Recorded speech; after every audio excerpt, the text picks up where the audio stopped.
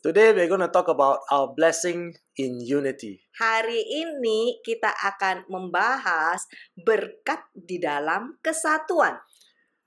Let us now move to the first portion of scripture in Psalms 133, reading from verses 1 to 3. Ayo sama-sama kita lihat ayat yang pertama, yaitu Mazmur pasal 133 ayat 1 sampai 3.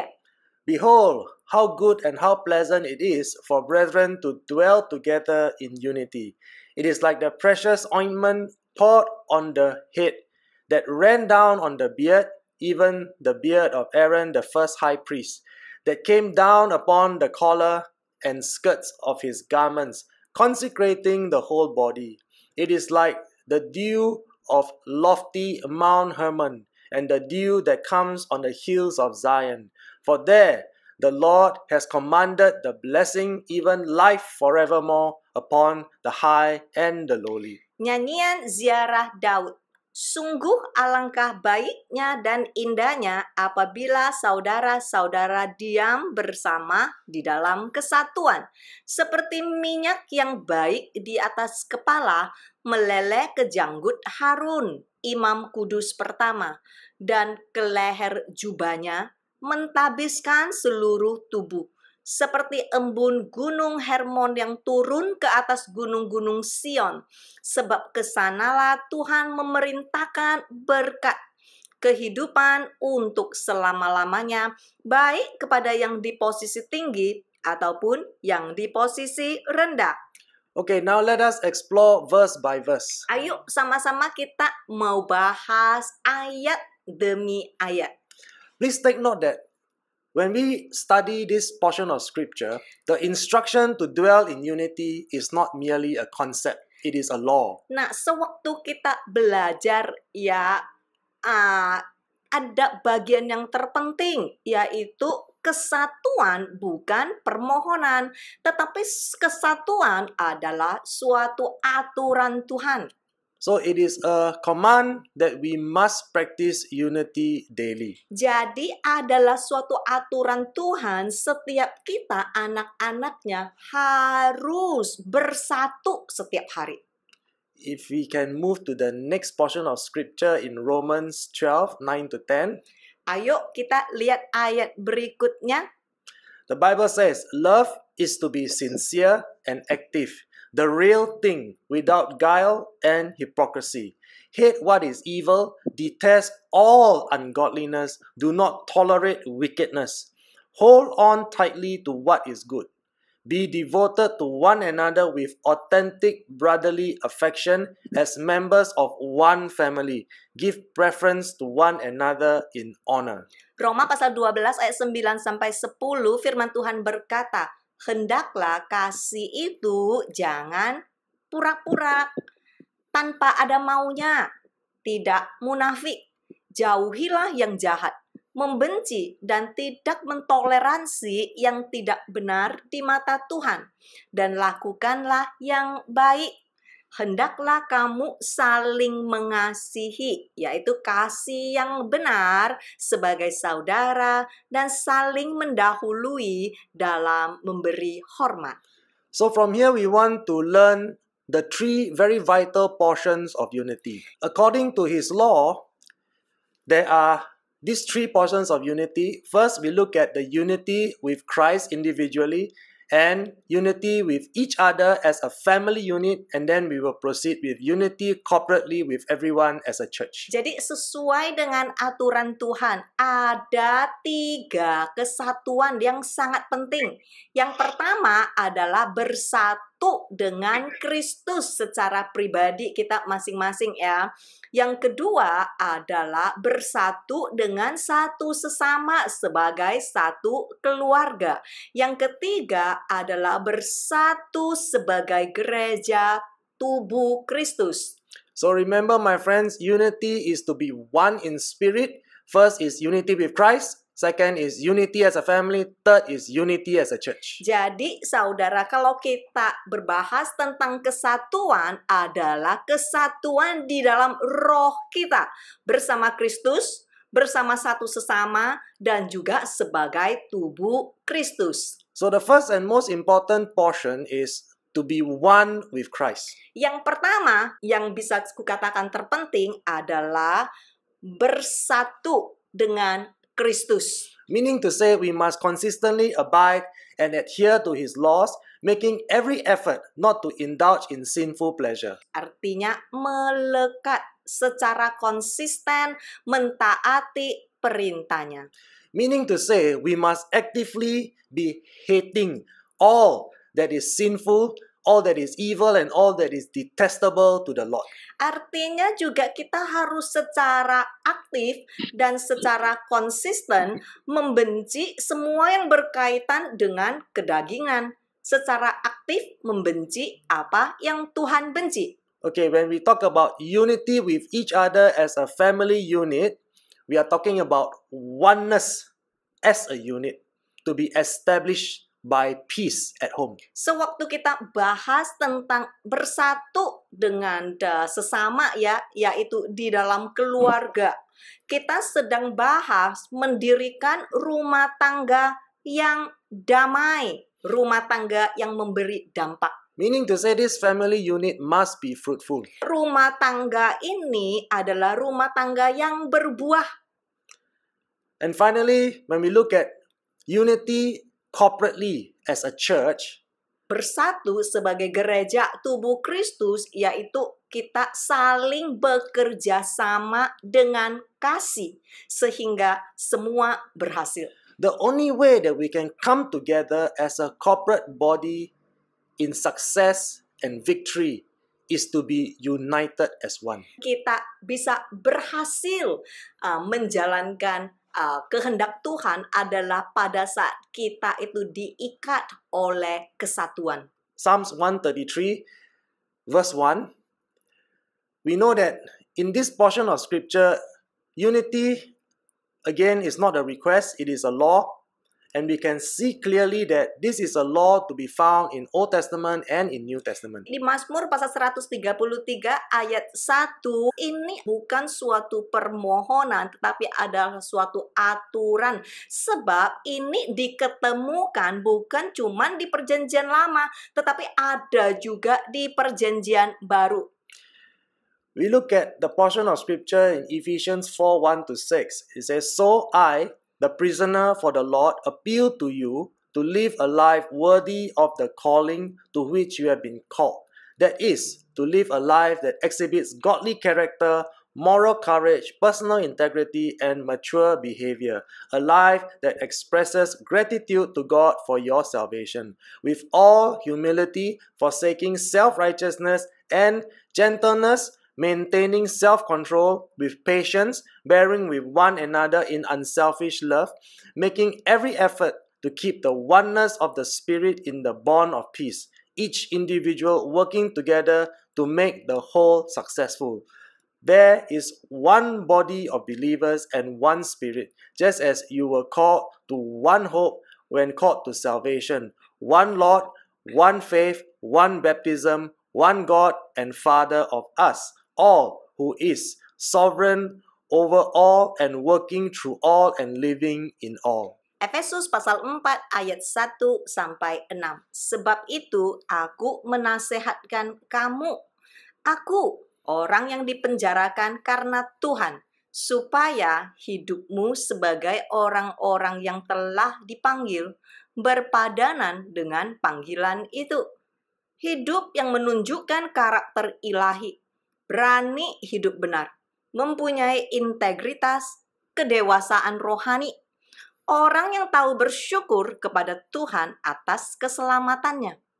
Hendaklah kamu selalu rendah hati, jangan agamawi, lemah lembut, punya penguasaan diri, dan sabar, mengasihi dengan tidak egois, dan berusahalah memelihara kesatuan roh oleh ikatan damai sejahtera, saling membantu sampai semua berhasil, satu tubuh dan satu roh, sebagaimana kamu telah dipanggil kepada satu pengharapan yang terkandung dalam satu keselamatan, satu Tuhan, satu imam, satu baptisan, satu Tuhan dan Bapa dari semua Tuhan yang berkuasa di atas semua, bekerja dan tinggal di dalam semua. So unity with Christ is to literally become one with Jesus, both in our flesh and in our spirit simultaneously. Bersatu bersama Kristus itu maksudnya begini, kita itu melekat bersama Kristus bukan cuman sekedar di dalam roh kita ya, tetapi pada saat kita hidup di dunia ini kita juga bisa bersatu dengan Kristus. So we are commanded by His law to hate what is evil and detest all ungodliness. Dengan caranya kita melakukan sesuai dengan aturannya, yaitu membenci semua yang namanya dosa dan yang tidak benar. We have read this earlier in Romans 12, and yes, if it sounds familiar, it is actually talking about Proverbs chapter 8 verse 13, the fear of the Lord. Tadi kita juga sudah baca ya yang di Roma pasal 12 dan ini kedengarannya hampir mirip-mirip ya. Ya, ini sebetulnya yang sudah kita sering-sering pelajari, yaitu yang ada di Amsal pasal 8 ayat 13, yaitu membenci semua kejahatan. So we can accomplish this through biblical application according to Romans chapter 13 verse 14. Jadi kita bisa mempraktekkannya lewat Roma pasal 13 ayat 14. The Bible says we need to put on the Lord Jesus Christ and make no provision for the flesh to gratify its desires. Firman Tuhan mengajarkan, tetapi kenakanlah Tuhan Yesus Kristus sebagai perlengkapan senjata terang dan janganlah merawat tubuhmu untuk memuaskan keinginannya. So this portion of scripture is saying to us something that is very, very straightforward. Firman Tuhan ini sangat sederhana, gampang dimengerti. To be clothed with Christ, it literally means we must be diligent to abide and to adhere to all the teaching of Christ. Bagaimana kita bisa mengenalkan Tuhan Yesus?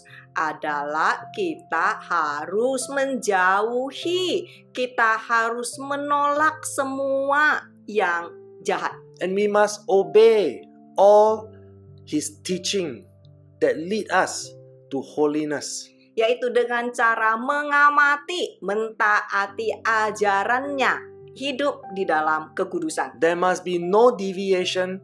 We cannot afford to allow ourselves to be contaminated and deceived by false teaching. Jangan izinkan dirimu menyimpang atau dinodai dengan yang sesat. And in a practical application, we must make every effort and be committed to living in genuine godliness with a spiritual transformation. Kita harus perjuangkan dan kita harus komit terus-menerus mempertahankan hidup benar. Ada suatu terjadi perubahan yang nyata di dalam rohani kita. This transformation must be according to the righteousness of Christ, meaning to say convicted by the power of His Holy Spirit and not in our own efforts. Dan perubahan ini harus dituntun lewat kebenaran Kristus, yaitu dengan kuasa Roh Kudus, tentu saja bukan dengan kekuatan diri kita sendiri. And our objective, according to the Bible, is to live a life that exhibits godly character, moral courage, and proven personal integrity. Meaning to say, there must be a consistent pursuit of biblical holiness. Biar setiap kita mempunyai hidup sesuai dengan karakter Yesus Kristus dan kita berani hidup benar. Integritas pribadi kita adalah integritas yang terbukti lewat mengejar hidup kudus. Okay, so now that you understand in the principle of the biblical context, you know how to apply according to biblical application. Let me just give you some examples. Jadi sekarang saudara sudah tahu ya, ini apa yang bisa kita praktekkan sesuai dengan firman Tuhan ya. Nah, sekarang saya mau lanjut untuk memberikan beberapa contoh. So for example, if I used to lie then I must stop lying. Kalau dulu aku sukanya menipu orang, ya artinya aku harus berhenti. Nggak boleh lagi aku terus-menerus menipu orang. And for example, if I used to be a homosexual, I must repent and change my sexual orientation and my sexual preference. Contoh kalau dulu aku homoseksual, oke, nah sekarang aku harus berhenti dan aku tidak bisa lagi melakukan hal-hal yang sama seperti dulu. And if I used to smoke, gamble, or get drunk, I must stop all of that. Nah, dulu kalau aku itu seorang pemabuk dan seorang yang suka berjudi, ya aku juga harus berhenti. And if I'm addicted to pornography, different types of sexual perversion and masturbation, or even fornication or adultery, I need to stop. Kalau dulu itu aku kecanduan pornografi atau masturbasi ataupun seks bebas ya ataupun perzinahan, aku harus berhentikan yang itu. I know when I stop, when I repent, God will forgive me. Dan aku harus tahu secara pasti sewaktu aku berhentikan itu dan tidak lagi melakukannya, bertobat, pasti Tuhan akan mengampuni aku. As long as I do not dwell in my sin, I know I'm no longer condemned. Asalkan aku tidak lagi terus-menerus melakukan hal-hal yang dosa, pasti Tuhan akan mengampuninku. So if any one of us here still struggle with all these challenges in our life, my proposal to you is please repent immediately. Jadi kalau masih ada di antara kita yang masih bergumul di dalam dosa-dosa seperti ini, saya mau mendorong saudara, ayo kita berhentikan yang satu ini. And again, for example, if I'm always getting offended and angry, always quarreling with people, and always being hostile in my attitude towards others, not gentle, not patient, or not loving, I have to genuinely desire a change of heart. Atau contoh, kalau aku itu orangnya sering suka tersinggung, setelah itu marah, setelah itu berantem sama orang, setelah itu bersikap kasar kepada orang dan tidak lemah lembut, tidak sabar, tidak memiliki kasih. Ini beneran loh, serius ya, kita harus punya keinginan untuk mau berubah. And if I'm always full of pride and arrogance, looking down on other people and always thinking that I'm better, unforgiving, full of resentment and hatred towards others, I must repent and I must stop sinning. Dan jikalau aku itu begitu sombong, arogansi, selalu memandang remeh orang lain, dan selalu berpikir aku itu lebih hebat dari orang lain, dan tidak mau pernah mengampunin, selalu dendam dan benci kepada orang lain, nah aku harus berhentikan semua itu. And now my friends, this is the very important key point that you must write down. Saudara, ini adalah kunci yang sangat-sangat penting harus dicatat ya. I must learn to stop betraying Jesus before I can become one with Him. Kalau kita mau melekat bersatu dengan Kristus, kita harus belajar tidak lagi mengkhianati Yesus. That is very real and very straightforward, my friends. Ini adalah suatu hal yang sangat gampang dimengerti. How can I become one with Jesus if I continue to betray Him and sin against Him every day? Gimana aku bisa menyatu dengan Kristus kalau tiap hari kelakuanku adalah sesuatu yang mengkhianati Dia? So the only way is to repent and stop sinning. There's no other way. Jadi satu-satunya cuman adalah berhenti, tidak lagi melakukan hal-hal yang tidak berkenan dan bertobat. Now as we look at unity as a family unit, we need to be building a strong family with love and forgiveness. Ayo kita lanjut ya. Berikutnya adalah kesatuan ya dengan satu sesama, yaitu di dalam keluarga. Kesatuan ini harus dibangun dengan kasih dan pengampunan. Let us now take a look at Colossians chapter 3 verse 13 to 14. Ayo sama-sama kita lihat ya di Kolose pasal 3 ayat 13 sampai 14. Bearing graciously with one another and willingly forgiving each other, if one has a cause for complaint against another, Just as the Lord has forgiven you, so should you forgive. Beyond all these things, put on and wrap yourselves in unselfish love, which is the perfect bond of unity. For everything is bound together in agreement when each one seeks the best for others. Sabarlah kamu seorang terhadap yang lain, dan ampunilah seorang akan yang lain apabila yang seorang menaruh dendam terhadap yang lain. Sama seperti Tuhan telah mengampunin kamu, kamu perbuat jugalah demikian. Dan di atas semuanya itu, kenakanlah kasih yang tidak egois, yaitu kesatuan yang sempurna. Kesepakatan akan terjadi pada saat kita selalu melakukan yang terbaik bagi orang lain. So for us to build a strong family unit, we cannot just talk about it. Jadi untuk membangun keluarga yang kokoh, gak bisa cuman pakai bibir doang, saudara ngomong doang, gak bisa. We cannot just use theory, because you actually need to be gracious, to be kind, and to be patient with one another. Juga nggak bisa sekedar pakai teori doang, karena untuk membangun keluarga yang kokoh sungguh-sungguh harus dipraktekkan sabar, baik hati terhadap satu sesama. So what is the point that in theory you know you must forgive, but in a practical application, you cannot forgive?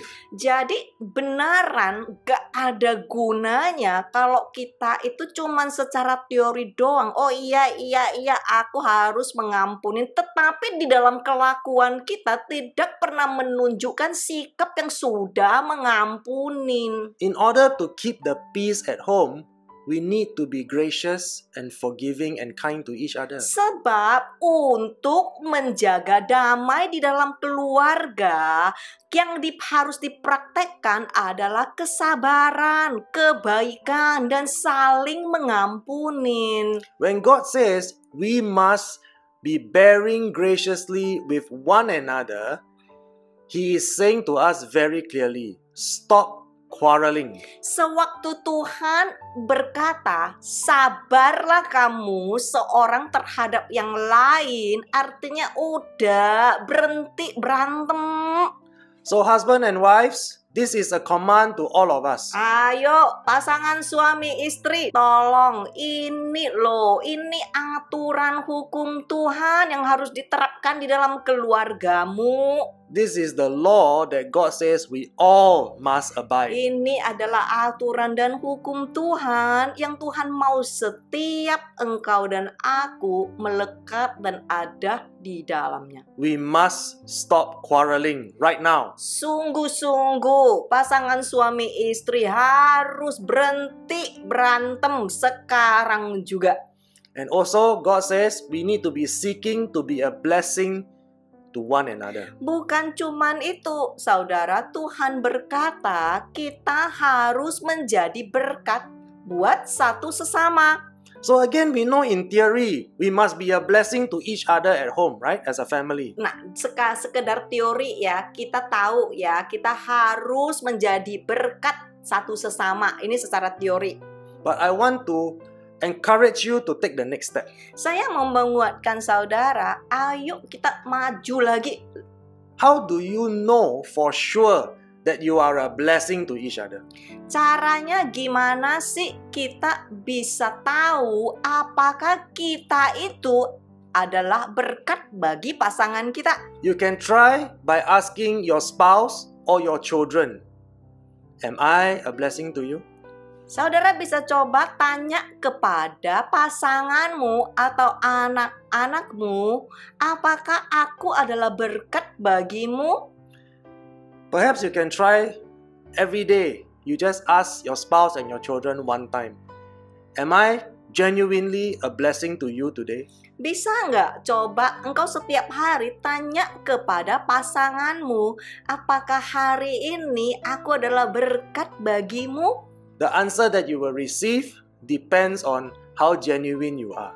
Nah, jawaban yang engkau akan dapati itu tergantung loh dengan seberapa tulus engkau. Now let us look at Romans 14:19. Ayo sama-sama kita lihat Roma pasal 14 ayat 19. So then, let us pursue with enthusiasm the things which make for peace and the building up of one another, things which lead to spiritual growth. Sebab itu, marilah kita mengejar apa yang mendatangkan damai sejahtera dan yang berguna untuk saling membangun hal-hal yang berkaitan dengan kedewasaan rohani.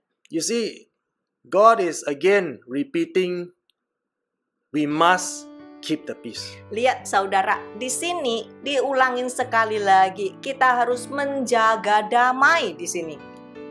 We all read plenty of scriptures. Kita itu loh, tiap kali baca doang. Baca udah banyak ya. But seriously, my friends, how many of us actually are consistent to keep the peace at home? Tapi serius ya saudara ya, kita udah banyak baca. Tetapi boleh nggak kita serius dikit, benar-benar diterapkan, benar-benar membangun damai sejahtera di tengah-tengah keluarga? Are we really encouraging and building up one another to grow spiritually? Apakah kita benar-benar sesuai yang diajarkan firman Tuhan ini saling mendorong, membangun satu sesama yang berkaitan dengan kedewasaan rohani? Because many of us are very intellectual. We read a lot of scripture and we know God keep repeating again and again and again. Karena kita itu begitu pintar, kita itu tahu baca, kita itu tahu bahas, kita tahu Bible ya. Kita ngulang terus ya. Dan Tuhan juga ngulang terus. But how many of us are genuinely helping our family and our loved ones to pursue holiness? Tetapi seberapa banyak di antara kita yang benar-benar mempraktekkan yang satu ini, yang mendorong orang-orang di rumahnya, ayo dong, ayo saling membangun berkaitan dengan kedewasaan rohani. Because God commands us to build up one another that lead us to spiritual growth. Sebab sudah diperintahkan kepada kita oleh Tuhan, itu tugas kita loh. Kita harus saling membangun. Membangun apa? Bukan cuma membangun asal-asalan, tetapi membangun hal-hal yang berkaitan, yang ada hubungannya untuk kedewasaan rohani. So are we really a blessing at home and in the ministry? Jadi ini beneran nggak? Kita harus ngecek sendiri apakah kita sudah menjadi berkat di tengah-tengah keluarga kita ataupun di tengah-tengah pelayanan kita. Many of us, we do lots of Bible study.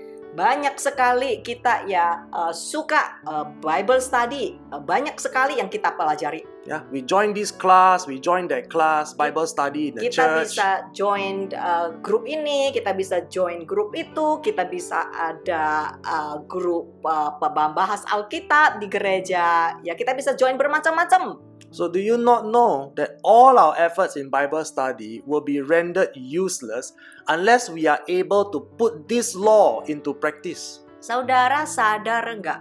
Mau seberapa banyak kita belajar, gak ada gunanya kecuali kita mulai mempraktekkan apa yang kita pelajari.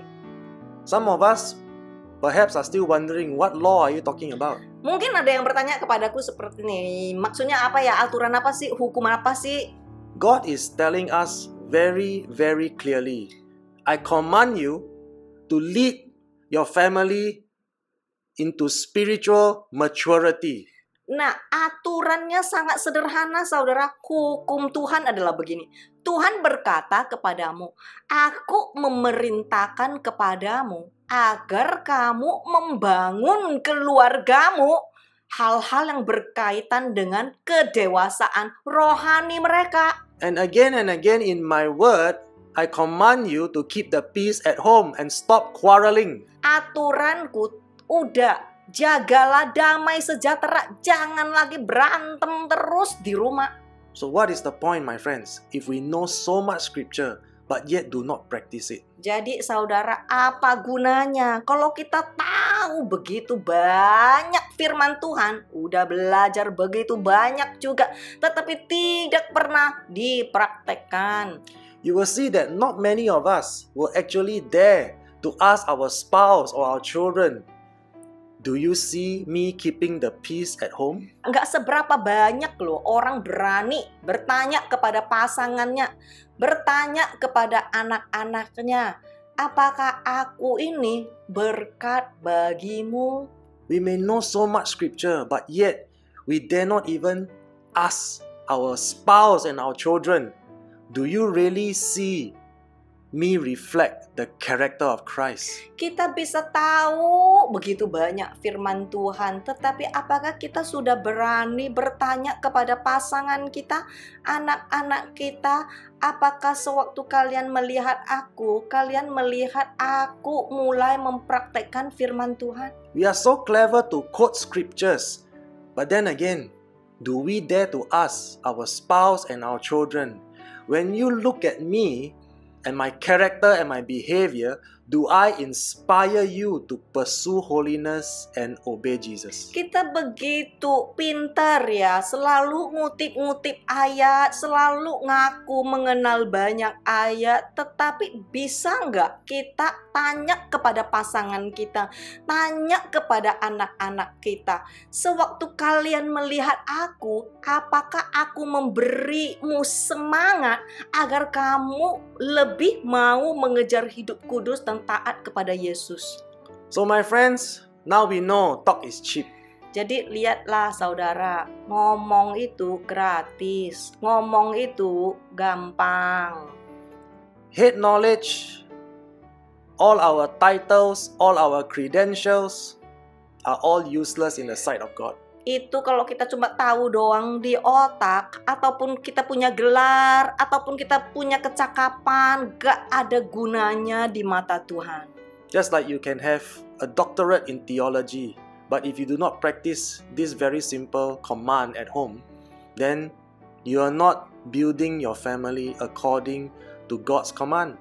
Bisa kita mempunyai gelar yang tinggi, tetapi jikalau kita tidak mempraktekkan firman Tuhan, kita bukan siapa-siapa di mata Tuhan. With all that Bible knowledge in here is useless. Semua ya itu firman yang engkau tahu, yang cuman ada di sini, berhenti di sini, gak pernah dipraktekkan, gak ada gunanya saudara. The ability to quote scripture will not get you into heaven. Kemampuanmu, kecakapanmu untuk hafal ayat gak akan membuatmu masuk surga. How do we know that? Satan is an expert in quoting scripture. Sebab setan itu lebih mahir ngutip ayat. And we all know he's going to hell. Dan setiap kita tahu akhirnya dia ada di neraka. Okay, moving on. Let us look at unity corporately with everyone as a church. Ayo sama-sama kita lanjutkan ya. Bersatu sebagai tubuh Kristus. Let us now move to Philippians chapter 2, reading from verse 4. Do not merely look out for your own personal interest, but also for the interests of others. Dan janganlah tiap-tiap orang hanya memperhatikan kepentingannya sendiri, tetapi kepentingan orang lain juga. So my friends, rather than always receiving and always benefiting from others, when we are able, when we are strong enough, we must also learn to become a blessing to others. Daripada selalu menerima, kalau kita berkemampuan, kita juga harus tahu memberi, bukan cuma menerima. For example, when you first come to church, you are broken. You have a lot of problems, right? But then as you progress, the Lord restore you and you are well. And from there, we should learn to become a blessing to others. Contoh, sewaktu engkau pertama-tama masuk di dalam gereja, engkau terpuruk, engkau tidak punya apa-apa dan engkau menerima berkat. Setelah engkau sudah menerima berkat, setelah engkau sudah udah bagus, juga engkau bisa mulai memberi berkat kepada orang lain. We must remember that unselfish love, is the perfect bond of unity. Dengar baik-baik ini saudara, kasih yang tidak egois adalah pengikat kesatuan yang sempurna. And also, as a church, what is our approach? Do we really care for others? Do we genuinely care for them? Sebagai gereja, apakah kita sungguh-sungguh peduli kepada orang? Do we really care for their welfare and their spiritual growth? Do we genuinely help them to be restored to Christ? Kepeduliannya semacam apa? Kepeduliannya adalah kedewasaan rohani. Ya, kepeduliannya adalah benar-benar mau memulihkan orang itu. What is our priority as a church? Is it to restore lives or to be concerned about growing the numbers? Prioritas kita seharusnya adalah memulihkan jiwa, memperbaiki kedewasaan rohani, tidak sekedar ngumpulin biar banyak orang. Yeah, okay, my friends, I can't speak on behalf of other churches, but at least in RGM, our focus is to restore people's lives one by one. Nah, inilah tujuan Restore Global Mission didirikan. Kita mau memulihkan kehidupan jiwa-jiwa satu demi satu. Okay, now let us move on to Romans chapter 12, reading from verse 6 to verse 8. Ayo sama-sama kita lanjut Roma pasal 12 ayat 6 sampai 8. Since we have gifts, faculties, talents, qualities that differ according to the grace given to us, each of us is to use them accordingly. If someone has the gift of prophecy, let him speak a new message from God to his people, in proportion to the faith possessed. If service, in the act of serving, or he who teaches, in the act of teaching, or he who encourages, in the act of encouragement, he who gives with generosity, he who leads with diligence, he who shows mercy in caring for others with cheerfulness. Demikianlah kita mempunyai karunia yang berlain-lainan menurut kasih karunia yang dianugerahkan kepada kita. Jika karunia itu adalah untuk bernubuat, baiklah kita melakukannya sesuai dengan iman kita. Jika karunia untuk melayani, baiklah kita melayani. Jika karunia untuk mengajar, baiklah kita mengajar. Jika karunia untuk menasehati, baiklah kita menasehati. Siapa yang membagi-bagikan sesuatu, hendaklah ia melakukannya dengan hati yang ikhlas. Siapa yang memberi pimpinan, hendaklah ia melakukannya dengan rajin. Siapa yang menunjukkan kemurahan, hendaklah ia melakukannya dengan sukacita. So God is very clear and He's very precise. Sangat jelas Tuhan dan juga sangat tepat.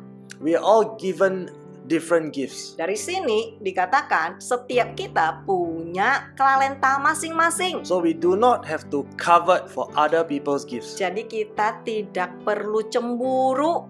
Some people can speak in tongues. If, for example, I cannot speak in tongues, then it's okay. Ada yang bisa berbahasa lidah, oke. Tapi kalau ada yang nggak tahu, nggak apa-apa kok. But maybe I cannot speak in tongues, but I can prophesy. Tetapi mungkin aku nggak bisa berbahasa lidah, tapi aku bisa bernubuat. Or maybe if I cannot prophesy, I can be a very caring person. Atau mungkin aku tidak bisa bernubuat, tetapi aku orang yang menunjukkan kemurahan. Having enough love to put the needs of others above my own. Aku suka melayani dengan ikhlas. So my friends, there is no need for strife, there's no need for jealousy and envy. Jadi saudara, tidak perlu ada perselisihan, tidak perlu ada kecemburuan. According to this portion of scripture, all we have to do is just do our part accordingly. Sesuai dengan firman ini, setiap kita cuman perlu melakukan bagian kita masing-masing. And more importantly, we must always do our very best to accomplish the purposes of the Lord that is for the greater good. Dan yang terpenting adalah setiap kita melakukan sesuatu untuk menggenapi tujuan Tuhan yang selalu baik buat setiap orang. Remember, my friends, we must never use the gifts that God has given to us to try to profit from it, to have gains, and to fulfill our own agenda or our selfish ambitions. Ingat saudara, jangan pernah menyalahgunakan talenta yang sudah Tuhan berikan kepada kita untuk menggenapi keegoisan kemauan kita sendiri. Just like when we pray for people, sometimes they get healed, right? Contoh ya, kalau kita doain orang, kadang-kadang mereka sembuh dari penyakitnya. So when people are healed of cancer, do I immediately start a healing ministry? Sewaktu aku doain orang kena kanker ini sembuh, apakah tiba-tiba langsung aku buka persekutuan penyembuhan kanker? And try to entice people to come and say that by His stripes you are healed. Dan setelah itu aku undang semua orang yang kena kanker dan aku di sana deklarasikan oleh karena bilur-bilurnya engkau harus sembuh dari kanker. Apakah begitu? No, my friends, we don't do that. Tidak, saudara, kita tidak melakukan hal-hal seperti itu. Because why? Kenapa? I am not God. Sebab aku bukan Tuhan. I have no power to Aku heal. tidak berkuasa untuk menyembuhkanmu. It is God that decides who He wants to heal. Tetapi adalah Tuhan yang menentukan siapa yang Dia mau sembuh lewat aku. Because there are many cancer patients that I pray for that are called home to be with God. Karena aku juga banyak doain orang-orang yang kena kanker dan setelah itu mereka juga dipanggil pulang oleh Tuhan. So my friends, even if God has given you special gifts, Jadi saudara, biarpun jikalau engkau punya karunia khusus dari Tuhan, please do not use these gifts to give people false hope and empty promises. tolong jangan menyalahgunakan karunia ini dan menjanjikan orang-orang di luar yang Tuhan janji. Okay, now let's move on to 1 Corinthians chapter 12, reading from verse 14 to 21. For the human body does not consist of one part, but of many limbs and organs. If the foot says, because I am not a hand, I am not part of the body, is it not on the contrary still a part of the body? If the ear says, because I am not an eye, I am not part of the body, is it not on the contrary still a part of the body? If the whole body were an eye, where would the hearing be? If the whole body were an ear, where would the sense of smell be? But now, as things really are, God has placed and arranged the parts in the body, each one of them, just as He willed and saw fit, with the best balance of function. If they all were a single organ, where would the rest of the body be? But now, as things really are, there are many parts, different limbs and organs, but a single body. The eye cannot say to the hand, I have no need of you, nor again the head to the feet, I have no need of you. Can I have the next slide please? Karena tubuh juga tidak terdiri dari satu anggota, tetapi atas banyak anggota. Andai kata kaki berkata, karena aku bukan tangan, aku tidak termasuk tubuh. Jadi benarkah ia tidak termasuk tubuh? Dan andai kata telinga berkata, karena aku bukan mata, aku tidak termasuk tubuh. Jadi benarkah ia tidak termasuk tubuh? Andai kata tubuh seluruhnya adalah mata, di manakah pendengarannya? Andai kata seluruhnya adalah telinga, di manakah penciuman? Tetapi Tuhan telah memberi kepada anggota masing-masing secara khusus suatu tempat pada tubuh seperti yang dikehendakinya. Andai kata semuanya adalah satu anggota, di manakah tubuh? Memang ada banyak anggota, tetapi hanya satu tubuh. Jadi mata tidak dapat berkata kepada tangan, aku tidak membutuhkan engkau. Dan kepala tidak dapat berkata kepada kaki, aku tidak membutuhkan engkau. So when we look at this portion of scripture, it is actually very straightforward. We are not supposed to function independently or individually as a church with pride and arrogance, but interdependent. Kita itu tidak bisa berjalan sendirian. Kita itu saling bergantungan sebagai satu tubuh, satu gereja.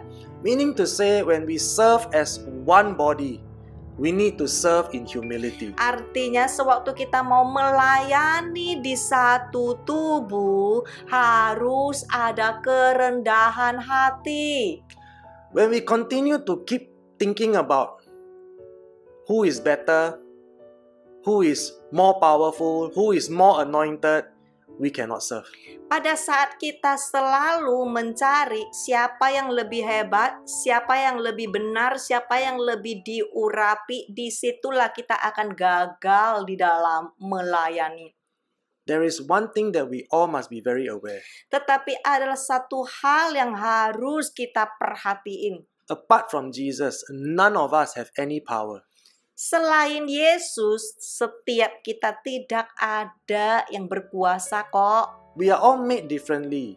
Setiap kita diciptakan beda. Some people are smarter, Ada yang lebih pintar di dalam hal itu. some people not so smart. Ada yang lebih kurang pintar dalam hal itu. But in the eyes of God, Tetapi di mata Tuhan, God always says this. Tuhan selalu berkata sedemikian. I will use the foolish to shame the wise. Aku akan memakai yang bodoh itu untuk mempermalukan yang sok pintar itu. So every time when we cast out demons, we know it is not because we are powerful. Sewaktu kita ngusir setan, kita harus sadar bukan kita yang hebat loh. Every time when we preach a sermon, when people are blessed, we know it is not because we are so clever to teach. Sewaktu kita berkhotbah dan banyak orang diberkati, kita harus sadar itu bukan karena kita hebat loh. Whenever we are used by God to release words of prophecy to others to bring encouragement to them, it does not make us a prophet. Setiap kali pada saat kita bernubuat, karena Tuhan mau menyampaikan pesan kepada orang itu, kita diizinkan bernubuat untuk orang itu. Halo saudara, kita nggak tiba-tiba jadi nabi loh. So we don't go around giving ourselves fancy titles like prophet or apostle. Jadi tolong ya, itu semua pemberian Tuhan, terserah Tuhan. Kita jangan karena cuma diberi karunia seperti ini, kita pergi kemana-mana ngaku sendiri, pakai gelar sendiri, aku nabi ya, aku rasul ya. There is no need for that, my friends. Do Gak you know perlu why? saudara, tahu kenapa enggak? Because when the Lord speaks, I will release the word. But if the Lord is silent, then there is nothing for me to speak. Tahu nggak saudara, ketergantungan kita cuman dari Tuhan. Kalau Tuhan mau kita bernubuat, kita bernubuat. Kalau Tuhan nggak mau, kita bagusan diem. That is why we don't conduct prophetic sessions. Makanya kita nggak perlu bikin KKR prophetic, bernubuat kayak Kwamia, you know? We do not say, okay, those who want to pay 500 line up on the left, those who want to pay 2,000 line up on the right. Kita nggak perlu bikin seperti ini. Oke, yang mau bayar 500 ini ya ngantri di kiri. Yang mau memberi lebih banyak ngantri di kanan. Tidak perlu saudara. So as you pay, as you come forward, I will pray for you and I will release words of prophecy for you. Nanti seperti ini kayak Kwamia ya, harus bayar, harus ngantri. So my friends, be very careful in ministry. Berhati-hatilah di dalam pelayanan saudara-saudariku. We know that none of us have any power apart from Christ. Setiap kita tidak ada satupun yang berkuasa kecuali Yesus Kristus sendiri. If you can prophesy without the power of the Holy Spirit, that means you are practicing witchcraft. Jikalau engkau bisa bernubuat tanpa tergantung sepenuhnya kepada Kristus, artinya engkau sedang mempraktekkan dukun, ilmu sihir. If anyone can tell the future at will, then for sure this person is practicing sorcery. Jikalau engkau bisa bernubuat atas masa depan, pokoknya diminta orang, ayo bernubuat, langsung bisa bernubuat, tidak perlu tunggu arahan dari Tuhan. Itu artinya yang memberikan engkau kuasa bukan Yesus, tetapi adalah ilmu sihirmu. So my friends, let us serve in humility.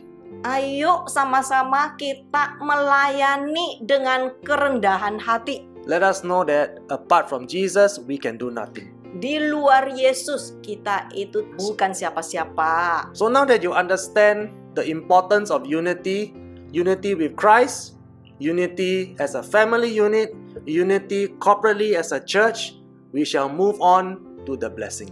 Nah, sekarang saudara udah belajar ya 3 kesatuan yang sudah tadi kita bahas. Bersatu dengan Kristus, bersatu dengan satu sesama di dalam keluargamu, dan bersatu sebagai tubuh gereja. Oke, tadi sudah belajar ya. Sekarang kita mau masuk berkat di dalam kesatuan. So when we move on to the next portion of scripture in Psalms 133 verse 2, this is where the blessing begins. Ayo kita lihat ya, ini berkatnya mulai turun. Oke, Mazmur pasal 133 ayat 2. For those who are obedient to practice unity. Orang-orang yang taat dan mempraktekkan kesatuan. When the blessing come upon you, it is like the precious ointment poured on the head that ran down on the beard, even the beard of Aaron, the first high priest, that came down upon the collar, the skirts of his garments, and consecrating the whole body.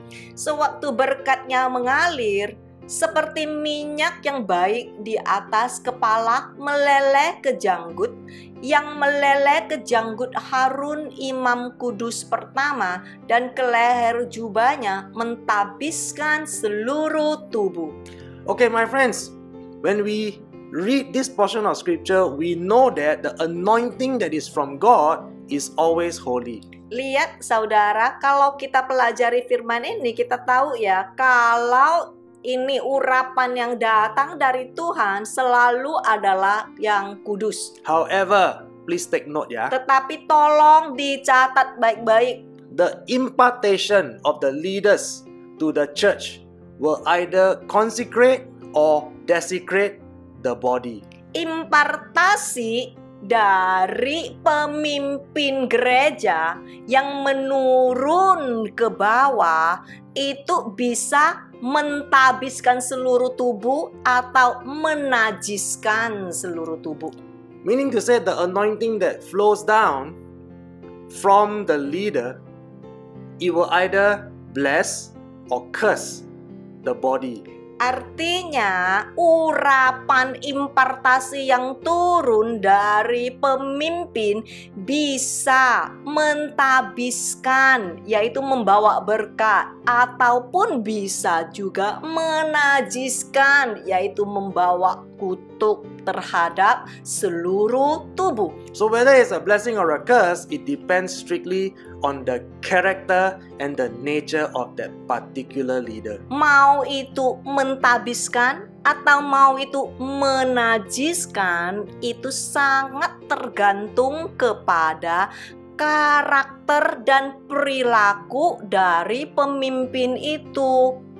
And if the leadership of the church is not in line with the word of God, kalau pemimpin itu adalah pemimpin yang tidak sesuai mutlak dengan kebenaran firman Tuhan, the anointing that flows down is definitely not aligned with the will and the purposes of God. Meaning to say, it is not from God. Nah, urapan yang turun itu ya udah tentu, udah pasti tidak sesuai dengan kemauan dan tujuan Tuhan. Artinya yang turun itu udah pasti bukan dari Tuhan.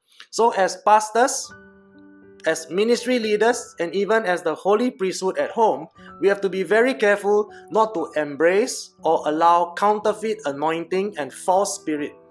Jadi sebagai seorang pendeta, sebagai seorang pemimpin pelayanan, ataupun sebagai seorang imam kudus di rumah, kita harus sangat berhati-hati. Jangan sembarangan memiliki atau menurunkan urapan yang palsu atau roh yang sesat.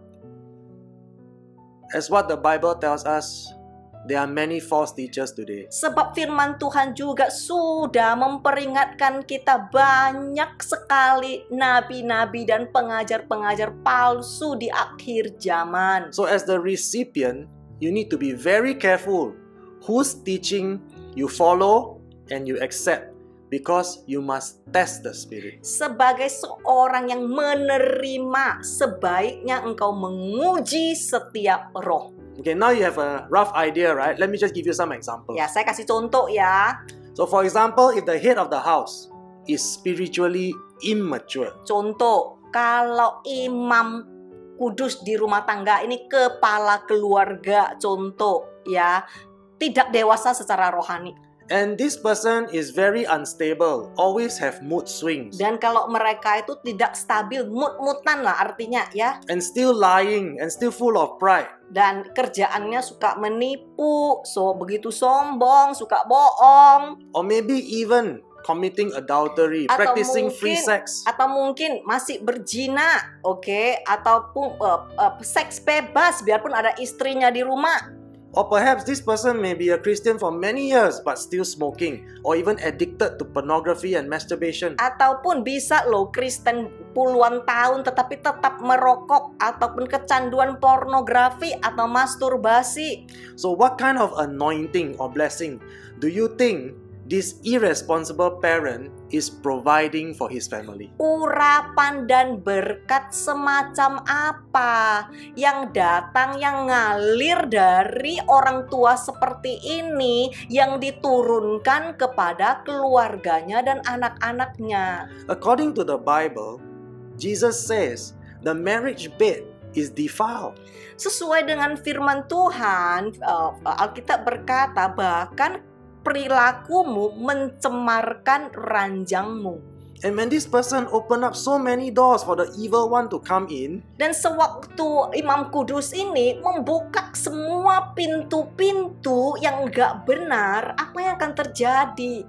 the wife and the kids are like a city without a wall of defense.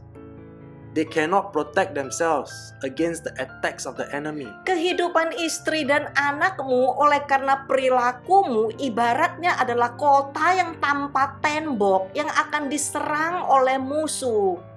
And for example, when a child or when the children, they see their parents, both of them, not in line with the commands of God. Ini contoh lagi ya. Kalau anak-anak melihat orang tuanya tidak sesuai dengan firman Tuhan, Always quarreling and fighting. hari kerjaannya orang tuanya berantem terus. They refuse to obey God's command and they continue to shout at each other. Mereka menolak untuk taat kepada Tuhan dan terus tiap kali teriak-teriakin satu sesama. And the father, the head of the house, is unwilling to rise up spiritually. Dan papanya menolak untuk bangkit secara rohani sebagai imam kudus. So there's no positive or godly male influence or male figure at home. Saudara, tidak ada contoh teladan yang baik.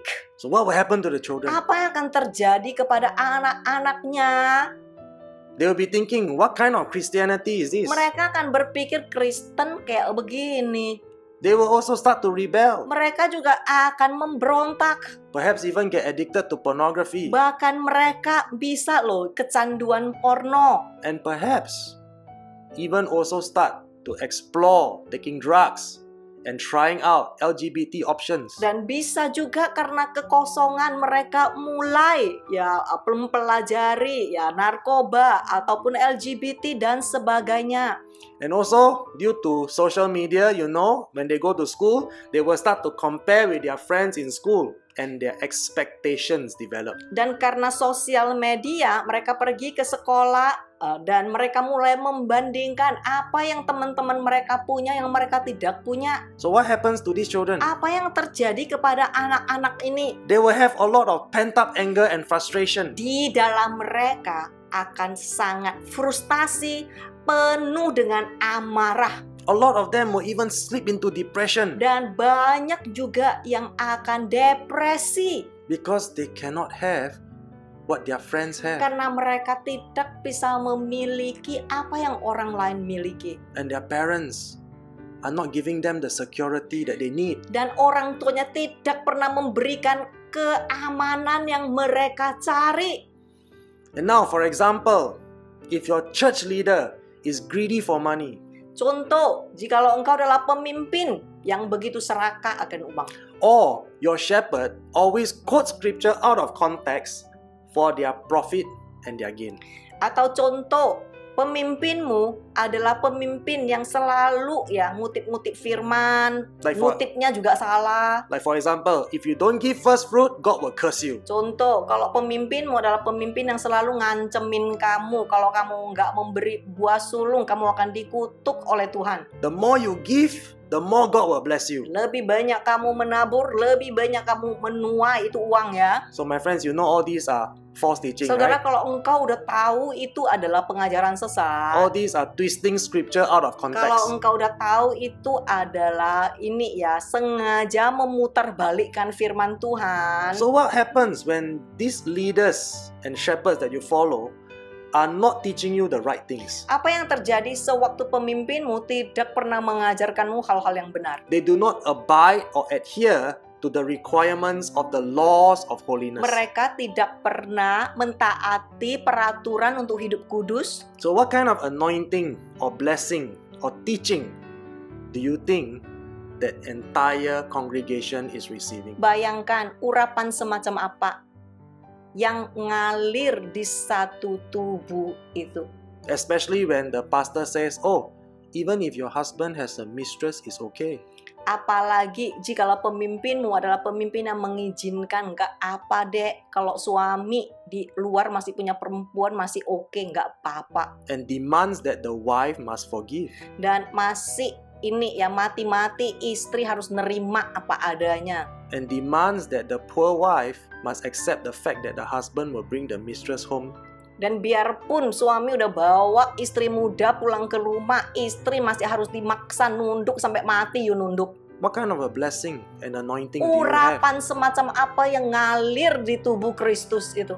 My friends, you have to really think about it. Engkau sendiri pikirkan baik-baik. We need to ask ourselves, Engkau harus bertanya kepada dirimu sendiri. do we want to support these leaders and shepherds in their rebellion against God? Maukah kita mendukung orang-orang yang memberontak atas kebenaran firman Tuhan? Where they tell you having a mistress is okay, Sewaktu LGBT is engkau okay. diajarkan LGBTQ nggak apa-apa, beristri muda nggak apa-apa, semua nggak apa-apa.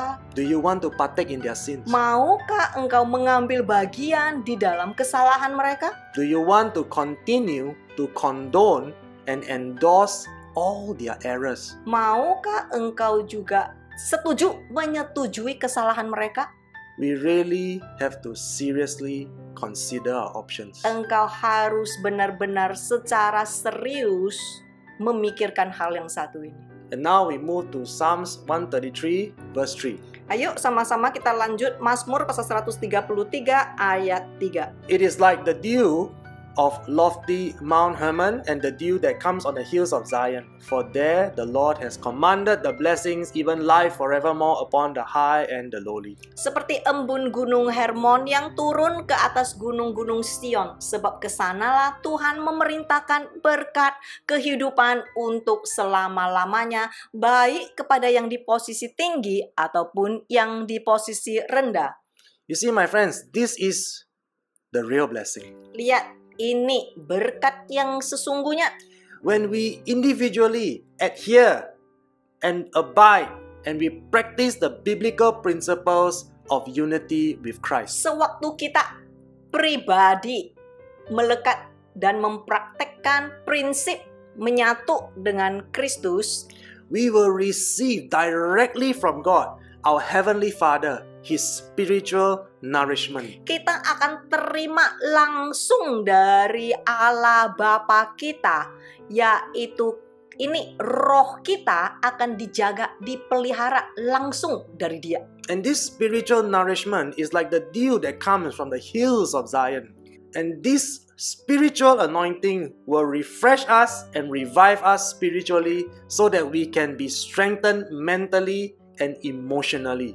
Ada satu urapan yang akan turun buat kita sama ya seperti embun-embun di Gunung Hermon yang turun ke atas gunung-gunung Sion, dan urapan ini akan menyegarkan kita, akan membangkitkan kita.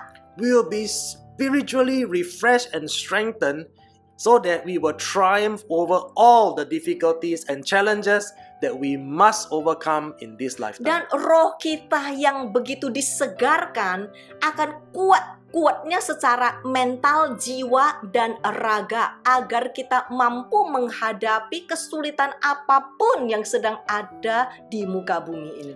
And because we already have the Holy Spirit in us, as Jesus says, it is given to us. Dan karena kita masing-masing semua sudah dipenuhi oleh Roh Kudus, Those who are obedient, those who abide in Christ, should never ever be dependent on the priest or the pastor for prophecy, for blessing, and for anointing. nah ini bagi orang-orang yang sudah dipenuhi Roh Kudus, kita itu melekat dengan Kristus. Kita tidak perlu lagi cari ke sana ke sini, minta orang doain, nubuatin, berkatin, urapin. Tidak perlu lagi, saudara. Yes, my friends, be encouraged. Iya, saudara, benaran, nggak perlu lagi. We don't have to depend on these people. Engkau tidak perlu lagi sana sini seperti kekurangan harus minta sana minta sini. We only need the anointing, okay? And that is the strength and power that comes from the Holy Spirit. Engkau cukup memiliki urapan ini yang datang, kuasa ini yang datang langsung dari Roh Kudus. So you see, my friends, my role as a pastor or as a spiritual leader is to lead the flock to Jesus. Lihat saudara, tugasku sebagai pendeta atau sebagai pemimpin ya rohani adalah menuntun semua domba-domba balik ke Yesus. I'm not going to be telling people how to get rich in the name of Jesus. Bukan tugasku untuk mengajarkanmu gimana jadi kaya raya make nama Yesus. My job is not to tell people how you can get healed in the name of Jesus. Tugasku juga bukan untuk mengajarkan kamu gimana you bisa sembuh dengan pakai nama Yesus. As a servant of God, Sebagai hamba budak Tuhan, I must lead the flock back to Jesus according to His living word, not my own concept. tugasku adalah menuntun semua domba-domba balik lagi kepada Yesus sesuai dengan kebenaran firman-Nya, bukan dengan apa yang aku tahu. So now you understand that I cannot be calling myself a shepherd. Jadi, saudara, aku bukan gembala. So I'm just a humble sheepdog.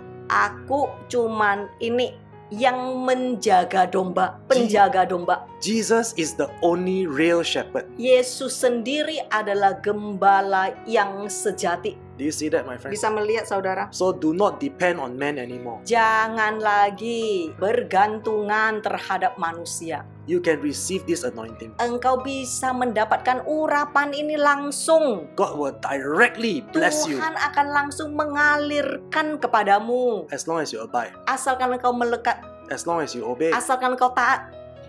And also, what we want is the promise of life forevermore that is given to those who are obedient. Dan kita juga mau kehidupan untuk selama-lamanya yang diberikan cuman untuk orang yang taat. Those who can conquer their sinful nature. Orang yang menang atas dosanya. As we read in Revelation chapter 3 verse 5 again, Ini kita sudah baca ya, Wahyu pasal 3 ayat 5. thus shall he who conquers is victorious be clad in white garments, and I will not erase or blot out his name from the book of life. I will acknowledge him as mine, and I will confess his name openly before my Father and before his angels. Barang siapa menang, ia akan dikenakan pakaian putih yang demikian. Aku tidak akan menghapuskan namanya dari kitab kehidupan, melainkan aku akan mengakunya sebagai milikku di hadapan Bapakku dan di hadapan para malaikatnya. So my friends, I can only persuade all of us. Saudara, aku cuma mau mendorongmu. We must really purpose in our hearts to conquer our sinful nature. Benaran, kita harus menang atas kefasikan kita. And when we obey and when we are successful in doing that, we will all have the assurance of salvation and we will all inherit eternal life. Dan sewaktu kita taat, kita akan mendapatkan keselamatan dan menikmati kehidupan kekal. And also our efforts of building unity will not be in vain, because when we become one with Christ, we will prosper abundantly in his spiritual anointing both now and forevermore. Dan tidak akan sia-sia usaha kita pada saat kita menetapkan kesatuan bersama Kristus, dan setiap kita pasti akan diberkati dengan berkelimpahan, dengan urapan Dia dan kedewasaan rohani baik sekarang ataupun selama-lamanya. Shall we pray? Ayo sama-sama kita berdoa. Father, we are so excited. Terima kasih Tuhan, kita sangat bergairah. We thank you, Lord, that we can be set free from all the bondages. Terima kasih Engkau sudah membebaskan kita dari semua yang membelenggu kita. Father, we thank you that today you set us free from the lies and the deception of the false teachers. Iya Tuhan, hari ini kami sudah bebas dari yang sesat. Today we know, as we humble our hearts and accept your teaching, we will receive your blessing. Hari ini pada saat kami mau merendahkan setiap hati kami dan menerima cuman kebenaran-Mu, kami akan dibebaskan dan menang bersamamu. Thank you, Lord, that you set us free. Terima kasih Tuhan, Engkau sudah membebaskan setiap kami. By faith, we receive your abundant blessing. Dengan iman kami menerima berkat-Mu yang berkelimpahan. We thank you, Lord, that you heal us and you restore us. Terima kasih Tuhan, Engkau sudah menyembuhkan dan memulihkan setiap kami. We thank you, Lord, that you will provide for us, and we also know that as we obey, our names shall be written in the Lamb's Book of Life. Dan terima kasih Tuhan, Engkau sendiri yang sudah menyediakan bagi setiap kami. Dan kami tahu pada saat kami taat, kami akan bersamamu menikmati kerajaan surga. Thank you, Father, and in Jesus' name, all of God's people say, Terima kasih Tuhan, dan di dalam nama Tuhan yang begitu luar biasa dan dahsyat, sama-sama yang menerima berkat ini kami katakan, Amen. Amin.